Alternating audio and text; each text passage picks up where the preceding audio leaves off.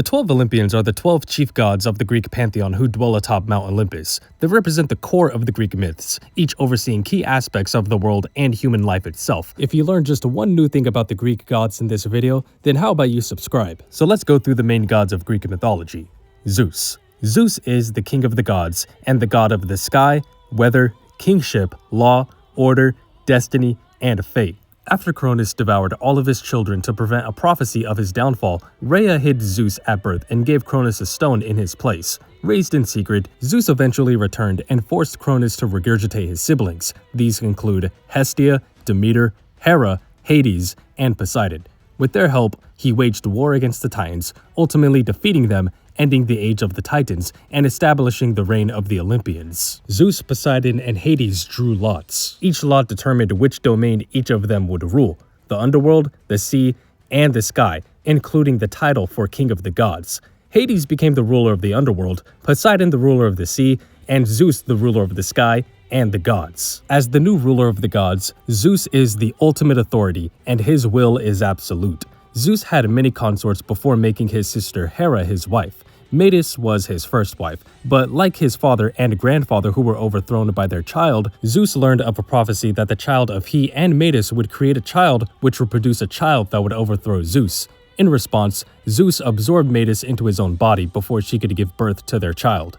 Metis continued to exist from within Zeus, often giving him advice, and although she had been absorbed, she was already pregnant with his child. Therefore, the goddess Athena, birthed from his head, fully matured. Athena never birthed the child, therefore it is believed Zeus ended the cycle. Because of his numerous affairs, Zeus fathered many offspring, both mortal and godly. Some of his most well-known godly children include Athena, Apollo, Artemis, Hermes, and Dionysus, making up nearly half of the 12 Olympians. And as for heroes, he was the father of Heracles and Perseus. Zeus inherited the declining ages of humanity from his father, and when humanity had become wicked, he cleansed the earth by unleashing a great flood. This flood killed every single human, except for Deucalion and his wife Pyrrha. They found a refuge atop a mountain that hadn't been submerged underwater. They then repopulated the earth. Zeus and the rest of the gods grew tired of humanity because of their lack of worship, so they abandoned them altogether, probably at the command of Zeus. This is why the gods no longer dwell amongst mortals like they do in Greek mythology, but they still interact with mortals from time to time through invisible forces. Poseidon. Poseidon rules over the sea and is the god of the sea, earthquakes, and horses. As ruler of the sea, it stands to reason why that is what he is the god of, but earthquakes and horses may seem a little random upon first glance. Poseidon is also known as Earthshaker, as ancient Greeks believed earthquakes occurred because of the sea. Poseidon created horses, therefore it is believed Poseidon taught man the art of managing horses. Poseidon is usually depicted holding his trident. He bears a deep jealousy for his brother Zeus, and made several attempts to get the better of him. When Zeus took his sister Hera as his wife, Poseidon sought to claim Hestia, their firstborn sister, as his own wife. Hestia opposed this marriage and took a vow of chastity. Poseidon felt cheated, so he demanded Zeus let him marry her, but Zeus respected Hestia's decision, so Poseidon pursued their other sister Demeter, but his attempt to make her his wife was unsuccessful. He then set his eyes on the goddess Amphitrite. She too did not desire to marry Poseidon, so she fled to Atlas, but Poseidon sent many creatures to find her. A dolphin found her and convinced her to marry Poseidon, and as a reward, Poseidon created the Delphinus constellation. Deep beneath the Aegean Sea, near the coast of Euboea, is Poseidon's palace. Within his palace resides his horses, adorned with bronze hooves and golden manes. These horses pull Poseidon's chariot as he rides through the waves of the sea. The waves would become smooth as he approached them, and the monsters of the sea played around his chariot. Poseidon typically pulls his chariot, but sometimes he's assisted by Amphitrite. Although he typically dwells in the sea, Poseidon is still an Olympian and frequently appears in Olympus with the other gods. Hades. Hades is the god of the dead and underworld. As the ruler of the underworld, he oversees all three realms which make up the land of the dead: Elysium, a place of paradise reserved for great heroes and the virtuous; fields of Asphodel, a plane of bleak existence where nothing terrible but nothing pleasurable happens; and Tartarus, the deepest pit of the underworld where the wicked are thrown. Although Hades is not an Olympian, his role in the Greek pantheon is extremely important, and excluding him from being mentioned would be doing him a great disservice. He resides in the underworld and rarely, if ever, leaves. Hades is usually depicted with his helm of invisibility and Cerberus, the multi-headed dog who prevents the dead from leaving the underworld.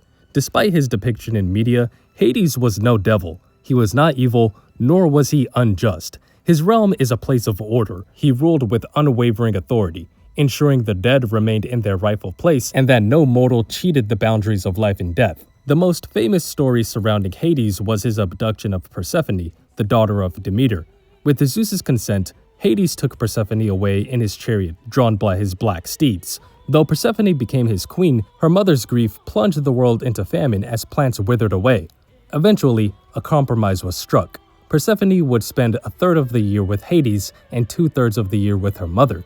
This myth explained the changing seasons.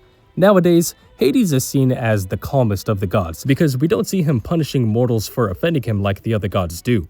However, it stands to reason that Hades is only viewed this way because of the little information there is of him. Ancient Greeks were too afraid to even say his name, as that would be enough to draw his attention. Therefore, they refrained from telling stories of Hades altogether.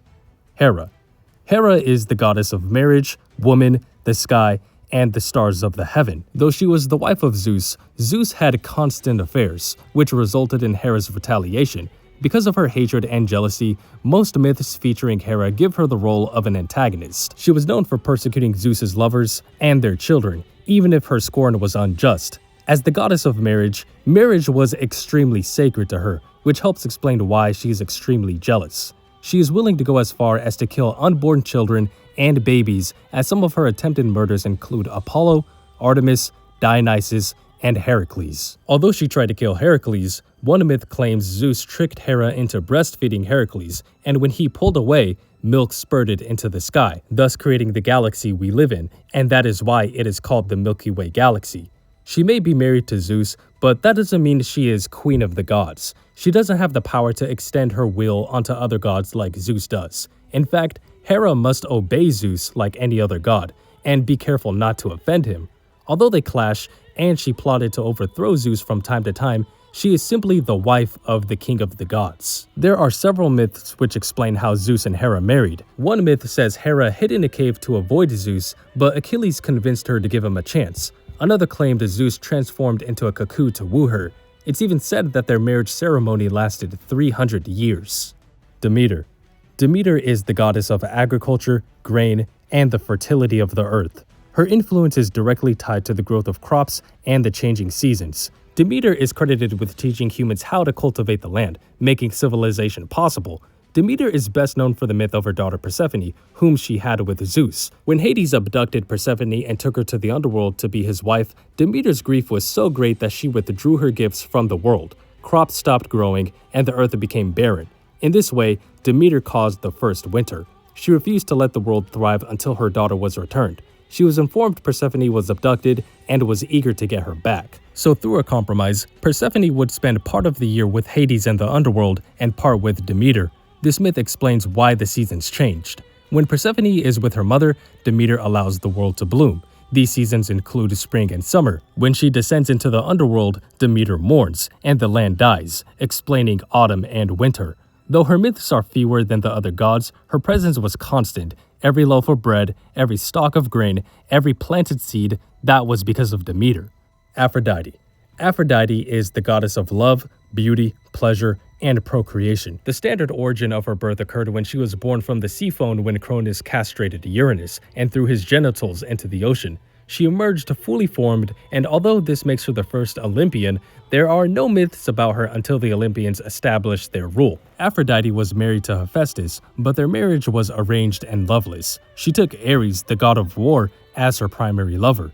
Their affair was exposed when Hephaestus trapped them in a net and revealed their betrayal to the other gods. While this myth is often seen as comedic, it also reflects the tension between beauty, utility, passion, and restraint. She's also a key player in the Judgment of Paris, the event that triggered the Trojan War. Paris, Prince of Troy, was asked to choose the fairest amongst Hera, Athena, and Aphrodite. He chose Aphrodite after she bribed him with the love of Helen, the most beautiful mortal. This choice led directly to Helen's abduction and the decade-long war that followed. Hephaestus. Hephaestus is the god of fire, volcanoes, blacksmithery, forges, and sculpting. He is the divine smith, the one who forges the weapons, tools, and everything else in between. There are different accounts of his birth. In one, he is the son of Zeus and Hera. In another, Hera bore him alone out of spite for Zeus birthing Athena without her. In most traditions, he is described as lame or deformed, a trait rare amongst gods. Because of this, Hera, ashamed of his imperfections, cast him from Olympus. In other versions, it was Zeus who threw him down during a quarrel. Despite his exile, Hephaestus returned to Olympus and fashioned a golden throne for his mother, Hera, which binded her to the chair once she sat in it. The gods begged him to release her, but he was reluctant to do so. In order to free Hera, Zeus arranged a marriage between Hephaestus and Aphrodite. Hephaestus has his own palace on Olympus where he crafts weapons and tools for gods and mortals. Any magical metalwork is said to have been forged by Hephaestus himself. Some of his most well-known creations include Hermes' winged helm and sandals, Aphrodite's girdle, Heracles' bronze clappers, the Aegis, and fully mechanical and sentient beings called automatons. Together with the Cyclops, Hephaestus continues to craft numerous inventions. Ares. Ares is the god of war, specifically the brutal and chaotic aspects of battle. He is the son of Zeus and Hera and is the most well-known of their offspring. While Athena represents strategic warfare and disciplined tactics, Ares embodies the raw violence, rage, and bloodshed of combat. Ares is often portrayed as unpredictable, impulsive, and destructive, which is a reflection of the brutal aspects of war. Unlike other gods who received widespread admiration, Ares was not especially revered. In fact, many city-states openly favored Athena over him due to him being associated with the more ugly reality of war. Even among the Olympians, Ares was not widely respected. Zeus even calls him the most hated of all his children. Ares' most well-known relationship is with Aphrodite, the goddess of love. Though she was married to Hephaestus, she and Ares carried on an affair, producing several children together, including Eros, the god of love, Phoebus, the god of fear, Deimos, the god of terror, and Harmonia, the goddess of harmony. These offspring reflect the dual nature of love and war. Ares was not widely worshipped. He had shrines and cults, but overall, he occupied a more symbolic and cautionary role in mythology, a reminder of what war actually costs. Athena. Athena is the goddess of wisdom, war strategy, and handcrafts. A daughter of Zeus alone, she was born fully grown and armored from his forehead after he swallowed her pregnant mother, Metis, fearing a prophecy that her child would surpass him. Unlike Ares, who represents chaos and bloodlust in war, Athena governs the discipline, planning, and strategy required to win battles. She is a warrior, but not driven by passion or destruction like her brother. Her judgment is calm and actions calculated. She is also deeply connected with wisdom, reason, and law. Many cities honored her for her intelligence and fairness. Athens was named after her and was the center of her worship. According to myth, the city was given to her after she offered the olive tree to its people, a symbol of peace, prosperity, and practical value. Athena is one of the three virgin goddesses. She belongs to no man, no god, nor no romantic entanglement. Athena is often described as Zeus's favorite child and was frequently entrusted with his Aegis and thunderbolt. Apollo. Apollo is the god of the sun and light, music and poetry, prophecy, healing and archery, and many more. He is the son of Zeus and the Titaness Leto, and is the twin brother of Artemis. Apollo was said to be the most beautiful of the gods, as he is depicted with an athletic build and hairless face. This further exemplifies his eternal youth. Apollo is associated with the sun, though this wasn't always the case. In earlier traditions, the sun god was Helios, a titan. Over time, Apollo absorbed this role and became the new solar deity. As the god of prophecy, Apollo's most important sanctuary was Delphi, where the Oracle of Delphi spoke on his behalf. While Leto was pursued by the Python sent by Hera, Apollo communicated to his mother while in the womb that he did not want to be born on Thebes, because he prophesied this is where he would one day punish a slanderous woman.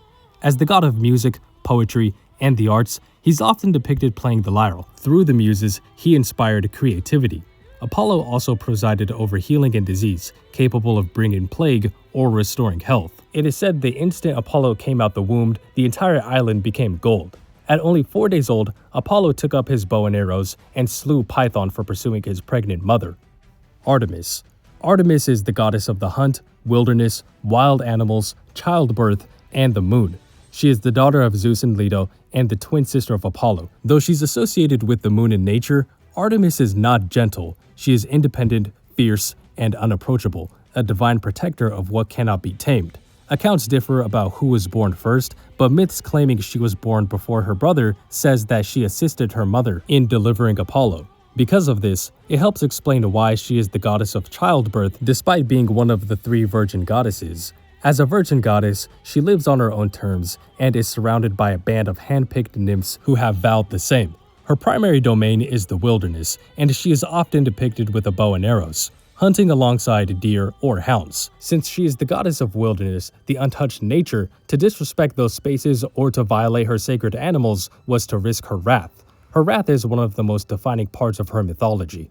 Artemis is known for being unforgiving. When the hunter, Actaeon, accidentally saw her bathing, she turned him into a stag, and he was torn apart by his own hounds. Despite this, Artemis was also deeply protective, especially of young women.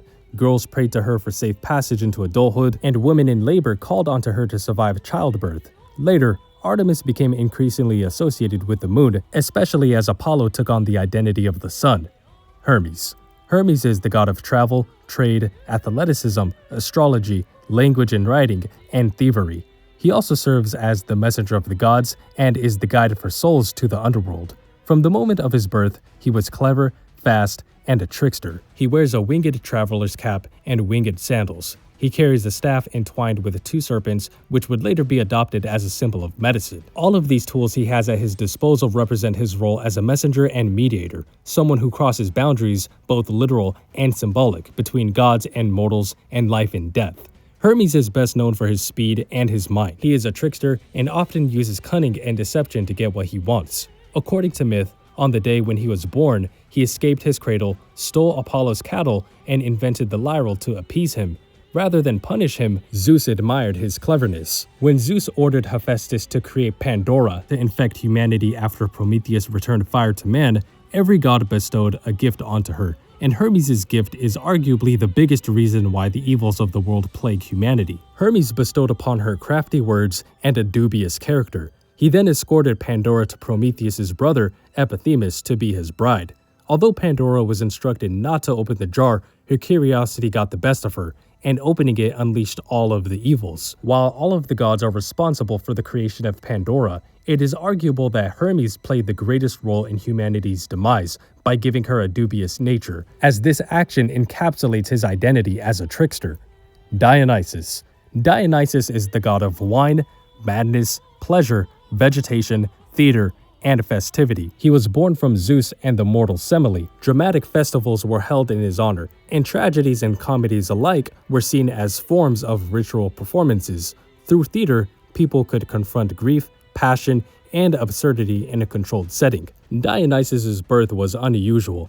Hera grew jealous of the mortal woman and tricked her into her own death. Semele, while pregnant, asked Zeus to see him in his true divine form. When he revealed himself, she was incinerated by his glory. Zeus saved the unborn child by sewing him to his thigh, which from then, Dionysus was later born.